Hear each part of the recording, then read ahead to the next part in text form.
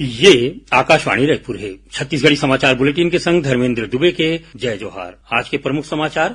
देश के संगे संग प्रदेश में घलो आज ले हर घर तिरंगा अभियान शुरू। राज्यपाल ह जम्मो लोगन मन ले हर घर तिरंगा अभियान में उत्साह के संग भाग लेके करिन अपील। आज विश्व आदिवासी दिवस के मौका में राजधानी रायपुर के संगे संग प्रदेश में होवत है कतकोन कार्यक्रम। आज ले 11 अगस्त तक रायपुर के महंत घासीदास संग्रहालय में फोटो प्रदर्शनी लगाए गए है। और केंद्र सरकार डहर ले कर्जा लेवैया किसान मन बर खरीफ फसल के बीमा कराए के तारीख ल बढ़ा के 25 अगस्त कर दे गए है। अब समाचार विस्तार ले। देशभक्ति के भावना ल और ज्यादा बढ़ावा दे बर देश भर में हर घर तिरंगा अभियान आज ले 15 अगस्त तक चलाए जाथे। प्रधानमंत्री नरेंद्र मोदी हर घर तिरंगा अभियान ला यादगार जन आंदोलन बनाए बर देश के जम्मो लोगन मन ले विनती करे है। ओमन लोगन मन ले कहे है कि ओमन सोशल मीडिया प्लेटफॉर्म ऊपर अपन प्रोफाइल पिक्चर ला तिरंगा के संग बदलें। प्रधानमंत्री जम्मो लोगन मन ले हर घर तिरंगा.com में तिरंगा के संग सेल्फी साझा करे के विनती करे है। तो उन्हें नई दिल्ली में संवाददाता सम्मेलन में केंद्रीय संस्कृति और पर्यटन मंत्री गजेंद्र सिंह शेखावत लोगन मन ले विनती करे है कि ओमन अपन घर में तिरंगा झंडा फहराए और तिरंगा के संग सेल्फी लेके हर घर तिरंगा वेबसाइट में अपलोड करें। इति छत्तीसगढ़ में घलो हर तिरंगा अभियान आज ले शुरू हो गए है। एकरे संग प्रदेश में स्वतंत्रता सप्ताह के आयोजन घलो करे जाथे। छत्तीसगढ़ के राज्यपाल रमेन डेका जम्मो लोगन मन ले हर घर तिरंगा अभियान में उत्साह ले भाग लेके अपील करे है। जम्मो लोगन मन ले कहे है कि अपन घर में तिरंगा फहराए और स्वतंत्रता दिवस ला सम्मान के संग मनावे। उन्हें मुख्यमंत्री विष्णुदेव साय कहीन है कि हर घर तिरंगा कार्यक्रम में प्रदेश के जम्मो जिला मन में कतकोन कार्यक्रम होही, जेमा तिरंगा यात्रा, तिरंगा रैली, तिरंगा दौड़, तिरंगा प्रतिज्ञा, तिरंगा सेल्फी और तिरंगा मेला जैसन कार्यक्रम शामिल है। ओमन कहीन कि हर घर तिरंगा कार्यक्रम के उद्देश्य तिरंगा के प्रति सम्मान प्रकट करना है। आज विश्व आदिवासी दिवस है। ये मौका में राजधानी रायपुर के संगे संग प्रदेश में कतकोन कार्यक्रम चलत है। यही कड़ी में बलौदाबाजार भाटापारा जिला के कलेक्टोरेट परिसर में विश्व आदिवासी दिवस उत्साह के संग मनाया गिस। ये मौका में हुए कार्यक्रम में कलेक्टर दीपक सोनी के संगे संग आदिवासी समाज के पदाधिकारी मन बड़ा देव के पूजा पाठ और शहीद वीर नारायण सिंह के मूर्ति ऊपर माला चढ़ा के ओमन ला सुरता करीन। ये कार्यक्रम में आदिवासी समाज के लोगन मन पारंपरिक पहिरावा के संग शामिल हुईन। इस दौरान मल्लखंभ प्रशिक्षण के 20 जिन प्रतिभागी मन ला ड्रेस बांटे गिस और संगे संग वृक्षारोपण करे बर पौधा घलो दे गिस। उन्हें विश्व आदिवासी दिवस के मौका में आज ले 11 अगस्त तक रायपुर के महंत घासीदास संग्रहालय में 3 दिन तक फोटो प्रदर्शनी के आयोजन संस्कृति विभाग डहार ले कराए जाथे।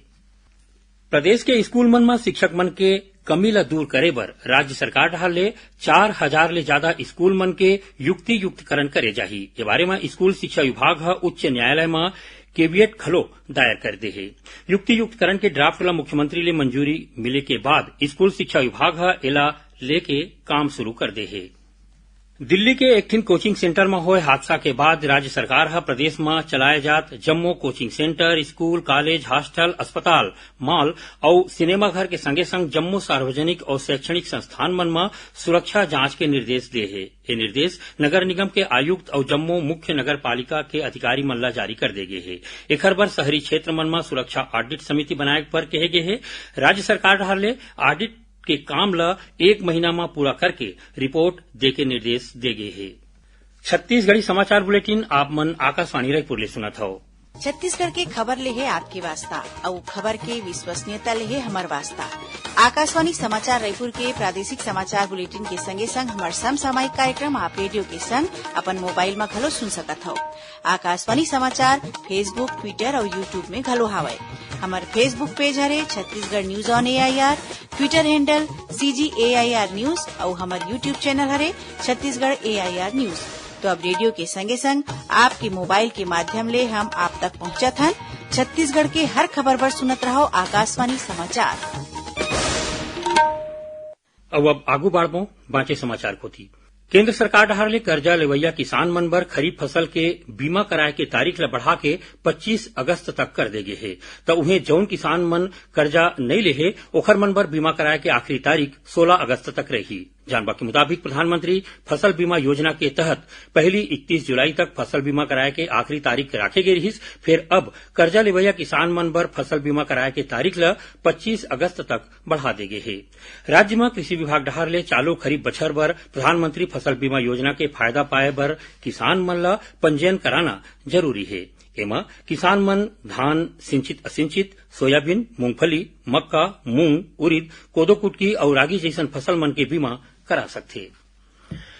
राज्य सरकार ह नगर पालिका निगम, नगर पालिका, नगर पंचायत, जिला पंचायत और जनपद पंचायत मन में एके संघरा चुनाई कराए बर एक ठिन कमेटी बनाए हैं। कमेटी के अध्यक्ष वन और जलवायु परिवर्तन विभाग के अपर मुख्य सचिव ऋचा शर्मा ला बनाए गए हैं। तो उन्हें पंचायत विभाग के सचिव निहारिका बारिक, नगरीय प्रशासन विभाग के सचिव बसवराजू एस, वित्त विभाग के भार साधक सचिव के प्रतिनिधि ल सदस्य और सामान्य प्रशासन विभाग के सचिव अनबलगन पी ल सदस्य सह समन्वयक बनाए गए हैं। ये कमेटी मन ला 15 दिन में राज्य शासन ला 3 बिंदु पर अपन रिपोर्ट पेश करना पड़ही। एके संघरा चुनाई कराए ले लेके सामान्य प्रशासन विभाग आम लोगन मन ले घलो सुझाव मांगे है। जानवा के मुताबिक एला लेके विधानसभा में अशासकीय संकल्प घलो लाए गे रहिस। उप मुख्यमंत्री और गृह मंत्री विजय शर्मा कबीरधाम जिला के दौरा में आज तरेगांव, रेंगाखार और कवर्धा के पीजी कॉलेज ऑडिटोरियम में राखे गए विश्व आदिवासी दिवस कार्यक्रम में शामिल हुईन। उप मुख्यमंत्री अपन कवर्धा दौरा में दूर दराज ले आए दिव्यांगजन मन ले मिलिन और जिला के 25 जिन दिव्यांगजन मन ला स्कूटी बांटिन। गौरेला पेंड्रा मरवाही जिला के जुन्ना होए 59 स्कूल भवन और शौचालय मन ला गिराए बर मरवाही के न्यायालय अनुविभागीय दंडाधिकारी डहार ले मंजूरी मिल गई है। एखर ले जुन्ना होए भवन मन ला गिराए जा सकी। एला तोड़े के बाद मलबा और आने जिनिस मन ला एखर ले जुड़े ग्राम पंचायत मन में कार्रवाई करे जाही। पेरिस ओलंपिक में नीरज चोपड़ा पुरुष मन के भाला फेंक प्रतियोगिता में रजत पदक जीते हैं। राष्ट्रपति द्रौपदी मुर्मू, प्रधानमंत्री नरेंद्र मोदी, केंद्रीय गृह मंत्री अमित शाह और छत्तीसगढ़ के मुख्यमंत्री विष्णुदेव साय पेरिस ओलंपिक में रजत पदक जीतैया नीरज चोपड़ा ला बधाई दे है। मुख्यमंत्री यकीन है कि ओलंपिक में नीरज के प्रदर्शन पूरा देशवासी मन के दिल ला जीत ले है। एकर पहली के टोक्यो ओलंपिक में नीरज चोपड़ा गोल्ड मेडल जीते रहीन। बलौदाबाजार जिला में आप लोगन मन के समस्या और सुझाव के निपटारा बर राज्य शासन डहार ले संपर्क सुविधा केंद्र शुरू करे गे है। एकर माध्यम ले अब लोगन मन अपन समस्या के संगे संग योजना ले जुड़े जानवा के सुविधा घलो घर बैठे ले सकथे। Collector Deepak Soni video call के माध्यम ले 5 दिन गांव के लोगन मन ले गोट बात करके संपर्क सुविधा केंद्र के शुरुआत करीन। बलौदाबाजार जिला के कोनो भी मनखी मन 9201899925 में फोन करके अपन शिकायत दर्ज करा सकते हैं। इस सुविधा ला व्हाट्सएप के माध्यम ले घलो ले सकते हैं। सूरजपुर जिला के पहाड़ गांव और कुमेली जलप्रपात ला पर्यटन क्षेत्र के रूप में विकसित करे जाही। सूरजपुर जनपद में सिलफिली के तीर पहाड़ गांव हवय। यहाँ खोखनिया बांध ले झील बनाए गए है। यहाँ पर्यटन विकास ला देखत प्रशासन कोती ले पहुंच मार्ग के संग जम्मो सुविधा दे जाथे। तो उन्हें कुमेली जलप्रपात सूरजपुर ले करीबन 30 किलोमीटर दूरिया है। जिला मुख्यालय ले केतका रोड होवत 50 फीट ऊंचा कुमेली जलप्रपात जाए जा सकथे। जिला प्रशासन डहार ले कुमेली जलप्रपात क्षेत्र के विकास भर एखर ले जुड़े अधिकारी मन ला निर्देश दे गए है। आखिर में प्रमुख समाचार एक घाव फेर। देश के संगे संग प्रदेश में घलो आज ले हर घर तिरंगा अभियान शुरू। राज्यपाल जम्मो लोगन मन ले हर घर तिरंगा अभियान में उत्साह के संग भाग लेके करीन अपील। आज विश्व आदिवासी दिवस के मौका में राजधानी रायपुर के संगे संग प्रदेश में हुआ थे कतकोन कार्यक्रम। आज ले 11 अगस्त तक रायपुर के महंत घासीदास संग्रहालय में फोटो प्रदर्शनी लगाए गए है। और केंद्र सरकार डहार ले कर्जा लेवैया किसान मन पर खरीफ फसल के बीमा कराए के तारीख ला बढ़ा के 25 अगस्त कर दे गए है। एक संग छत्तीसगढ़ी समाचार बुलेटिन यहीं सिरावत है। जय जोहार।